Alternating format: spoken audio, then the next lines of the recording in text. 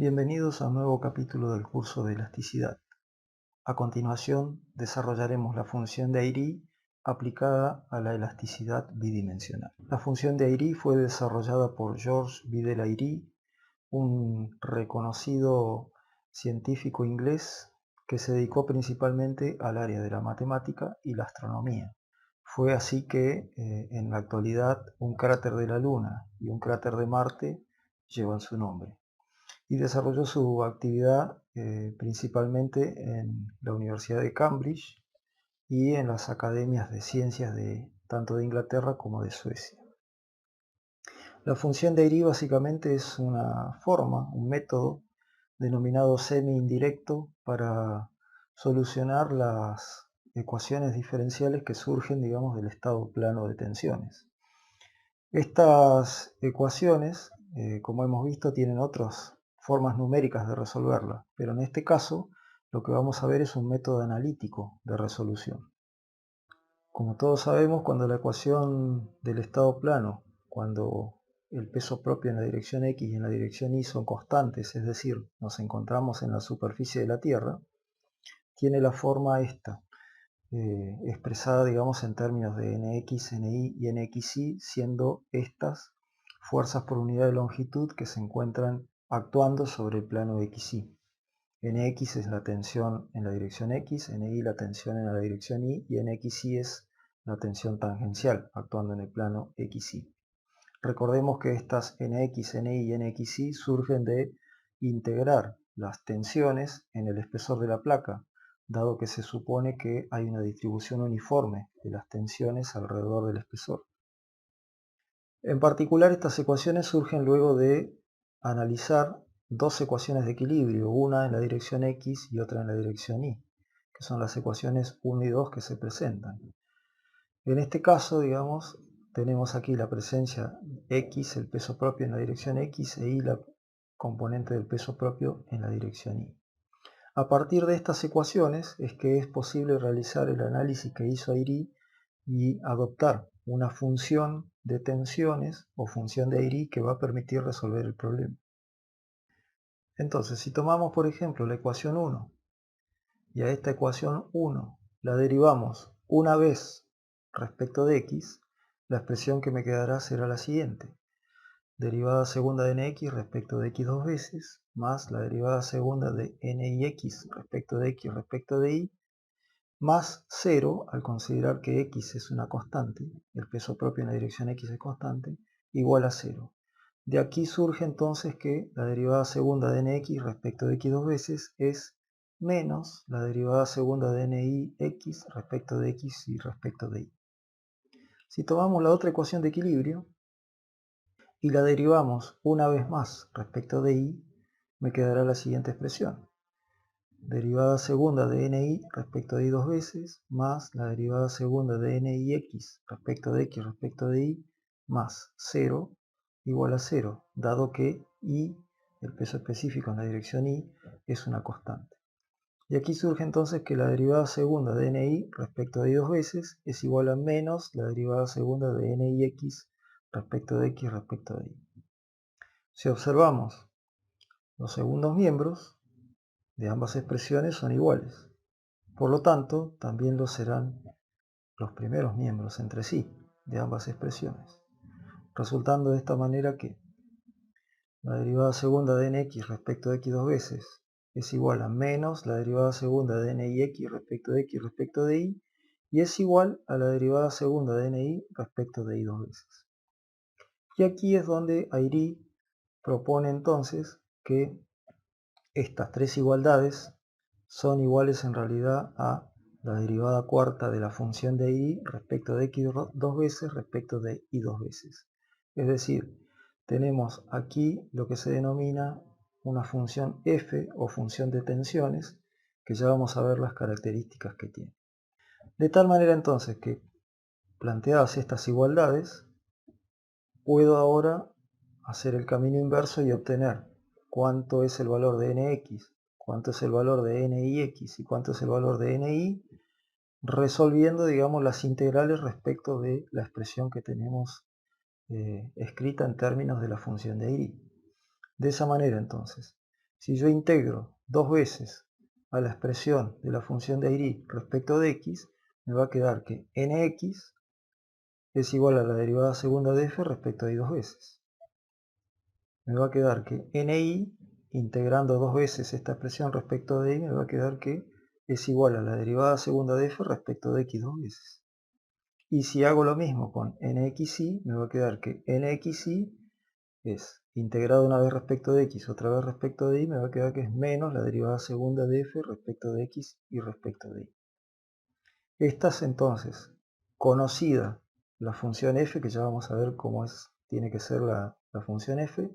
Yo podría calcular directamente para cualquier punto de coordenadas x, y del sólido, incluyendo el borde por supuesto, podría calcular cuánto vale nx, ni y nxy.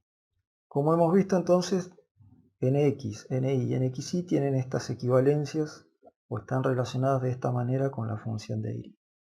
Por otro lado, hemos visto que la ecuación diferencial que gobierna el problema del estado plano relaciona a nx, ni y nxy con la expresión que tenemos aquí a la vista. Si ahora realizamos el reemplazo por las igualdades que acabamos de ver, cuando tengamos este primer término, por ejemplo, será derivada segunda de nx respecto de y dos veces, en términos de la función de Airy será derivada cuarta de f respecto de y cuatro veces. Este segundo término será derivada cuarta de f respecto de x cuatro veces. Y este término de aquí será más 2 derivada cuarta de f respecto de x dos veces respecto de y dos veces. Y esta expresión no es otra cosa que nabla cuarto de f, es decir, el laplaciano al cuadrado de f, lo cual significa que igual a 0, lo cual significa que f tiene la propiedad de ser una función biarmónica. Tiene que sí o sí ser una función biarmónica para poder, digamos, ser utilizada con las equivalencias estas que hemos visto aquí arriba. De tal manera entonces que, al ser un método semi-indirecto, lo que haré será elegir una función biarmónica, verifique que cumpla con la condición de biarmónica, haciéndola cumplir este operador diferencial, nabla cuadrado de f o nabla cuarto de f igual a 0.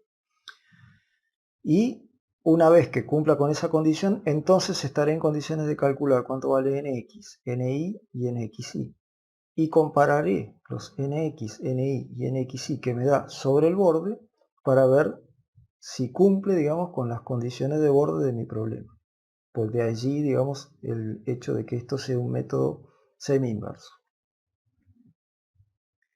Entonces, ¿cómo elijo las funciones biarmónicas? Las funciones biarmónicas se eligen a través del triángulo de Pascal o el triángulo de Tartaglia, según algunos autores. Entonces yo tengo un binomio, en este caso vamos a armar binomios en función de las dos variables geométricas, x e y. Entonces, por ejemplo, el primer binomio que se puede armar es ax más bi. Ese primer binomio, cuando yo le aplico derivadas segundas para calcular nx, ni o nxy, me da 0. Es decir, este primer binomio no me va a servir porque no me da ningún valor de tensiones sobre el borde. El segundo grupo de binomios o de polinomios son aquellos que tienen potencia al cuadrado y potencia al cubo. Estas expresiones, cualquiera sean los valores de a, b, c y d, van a dar siempre, van a dar funciones biarmónicas, dado que siempre van a cumplir que el nabla cuarto de f va a ser igual a 0, al tener como máxima potencia, digamos, el coeficiente 3. De allí para adelante, los polinomios que tienen grado cuarto, quinto, sexto, séptimo y así siguiendo, para que cumplan, digamos, la condición de nabla cuarto de f igual a 0, ya voy a tener que plantear que hay una relación, o tendría que haber una relación entre los coeficientes que forman el polinomio. Y de esa manera sí cumplirían, digamos, la condición de ser una función biarmónica. Pero sí o sí tengo que plantearle una condición, una relación entre los coeficientes para poder hacer que esto sea una función biarmónica. Vamos a ver un ejemplo. Supongamos un polinomio de tipo cuadrático, de la forma f igual a a por x cuadrado más b por x por y más c por y al cuadrado. Entonces vamos a, naturalmente esto cumple que en a a la cuarta de f es igual a 0 porque ya a partir de la tercera derivada esto digamos no depende ni de x ni de y, ¿sí? Y la derivada cuarta también da 0, o sea que idénticamente digamos va a dar que es una función biarmónica. Entonces nx, si yo hago las dobles derivadas respecto de y, me va a quedar que es igual a 2c, ni es igual a 2 por a y nxy es igual a menos b. De tal manera entonces que este polinomio me da o me expresa, digamos, en los bordes la presencia de, por un lado, tensiones nx que son constantes, de ni que también son constantes y nxy que también son constantes. Entonces, dependiendo de cuáles sean los valores reales de esas tensiones o fuerzas por unidad de longitud que tengo en el borde, serán los valores de c, de a y de b. Los diagramas, en este caso, representan el caso en el cual tengo nx y ni, y este será el caso en el cual tengo nxy. Los signos, fíjense, están puestos como positivos, nx en el sentido positivo del eje x, ni en el sentido positivo del eje y, y acá tau está puesto, digamos, con el sentido negativo, porque fíjense, este sería el tau xy, pero está en el sentido contrario del eje y. Entonces, este es el sentido. Y después los otros sentidos se resuelven mediante la aplicación de Cauchy. O sea que si este se aleja, digamos, de la esquina, el otro también tendrá que alejarse. Si este se acerca a la esquina, este también tendrá que acercarse. Y de esa manera quedan definidos los valores. Como vemos, puede ser que A, B y C sean distintos de 0 o que alguno de ellos sea 0. De esta manera tengo los casos en los cuales tengo tensión uniforme, ya sea longitudinal o tangencial, aplicada sobre un sólido. Vamos a ver ahora un polinomio cúbico. Un polinomio cúbico también verifica naturalmente que es una función biarmónica al ser siempre en a la cuarta de f igual a 0. Entonces, esa verificación ya está dada, digamos. Vamos a hacer entonces qué expresión tendrían nx. Derivada segunda de f respecto de y dos veces, me va a quedar entonces, respecto de y dos veces, me va a quedar 2 veces cx más 6d por y. Como vemos ahora, nx ya depende de la coordenada x y de la coordenada y. Ni, derivada segunda de f respecto de x dos veces, me va a quedar 6ax que sale del primer término y 2b por y que sale del segundo término. De vuelta, ni depende de la coordenada x y de la coordenada y. Es decir que ahora ya nx y ni varían linealmente con x. Y el nxy va a salir de los dos términos centrales y va a ser menos 2b por x menos 2c por y. Nuevamente, nxy depende de linealmente con x e y. Analicemos, por ejemplo, el caso en el cual uno de los coeficientes sea distinto de 0 y el resto sean iguales a 0.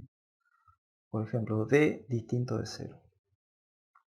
En ese caso, entonces, nx va a ser igual a 6d por y. Ni va a ser igual a 0 y nxy también va a ser igual a 0. Es decir que vamos a tener la presencia de una tensión nx que va a estar actuando variable con la coordenada y. Entonces, si nuestro sistema de referencia, digamos, está puesto de la manera que está indicado y la dimensión en el sentido del eje y es 2h del sólido que yo tengo, voy a tener, cuando la coordenada y valga 0, nx vale 0, cuando valga positiva la tensión va a ser positiva y cuando valga negativa la tensión va a ser negativa. Es decir, esto me da el clásico diagrama de tracción, compresión bitriangular para sigma x, que como todos sabemos esto se origina, digamos, en la presencia de un momento flector, dado que el triángulo superior da una resultante de tracción, el triángulo inferior una resultante de compresión, que van a estar separadas un brazo de palanca y esos originan el momento resistente al momento exterior que está aplicado sobre el borde. En este caso entonces el coeficiente D seguramente va a depender de ese momento flector. Entonces vamos a ver cómo podemos relacionar esto. Nosotros sabemos que el momento flector aplicado tiene que ser igual al momento interno con el cual reacciona, digamos, el cuerpo. Y la reacción interna está formada por nx por y diferencial de y integrado entre el punto inferior y el punto superior de la sección. Esta integral es lo mismo que 2 veces la integral del triángulo superior. Entonces, si resolvemos ahora y hacemos el reemplazo de la expresión de nx por 6d por y dejamos las expresiones anteriores, esto me queda la integral de 12d y cuadrado diferencial de y, que es lo mismo que 12d y cubo sobre 3 entre h y 0, de donde entonces surge que el momento es 12d reemplazando i por h al cubo sobre 3, y de aquí surge entonces que d es el momento flector externo aplicado sobre 4 veces h al cubo, siendo h la dimensión, la mitad de la dimensión del lado. De esta manera entonces se puede calibrar los coeficientes de la función que yo elegí arbitrariamente, conociendo, digamos, las solicitaciones externas que se están aplicando al sólido que tengo en estudio. También es válido aplicar el principio de superposición. Entonces yo podría, por ejemplo, superponer el resultado de este polinomio que acabamos de ver con el anterior, por ejemplo, que tuviera una tensión de tracción o de compresión actuando en cualquiera de las caras, o una tensión tangencial. Y así puedo ir superponiendo, sumando funciones de Airy a medida que la tensión que está aplicada sobre el borde es cada vez más compleja. Con esto damos por terminado el video relacionado con las funciones de Airy aplicado al estado plano de tensión.